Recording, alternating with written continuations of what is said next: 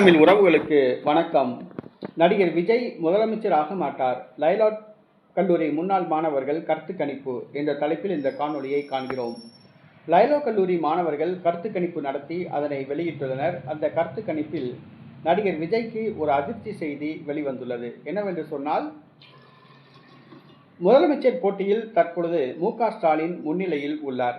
30% வாக்குகளை பெற்று முன்னிலையில் உள்ளார். எடப்பாடி பழனிசாமியை 3ஆம் இடத்துக்கு தள்ளி நடிகர் விஜய் 2வது இடத்தை பிடிக்கிறார். நடிகர் விஜய்க்கு 25% வாக்குகள் வரை கிடைக்கும் என்று கூறப்படுகிறது. அந்த கருத்து கணிப்பு விஜய்க்கு பின்னடைவை கொடுத்துள்ளது. பொதுவாக மற்ற கருத்து கணிப்புகள் எல்லாம் இதுவரை விஜய் 50% வாக்குகள், 60% வாக்குகள், 40% வாக்குகள் பெறுவார் என்று கூறி வந்தன. 150 இடங்கள், 200 இடங்களில் வெற்றி பெறுவார் என்று கூறி வந்தன.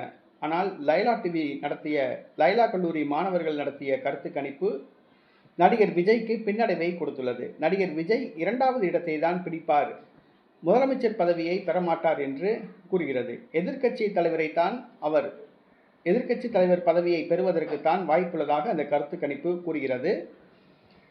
இன்னும் தேர்தலுக்கு 4 மாத காலம் உள்ளது. விஜய் மக்கள் பணிகளில் ஆர்வம் காட்டாததால் விஜய்க்கு மேலும் பின்னடைவை தரலாம் என்று கூறப்படுகிறது. ஆக, லைலா கல்லூரி மாணவர்கள் நடத்திய கருத்து கணிப்பு விஜய்க்கு பின்னடைவை கொடுத்துள்ளது.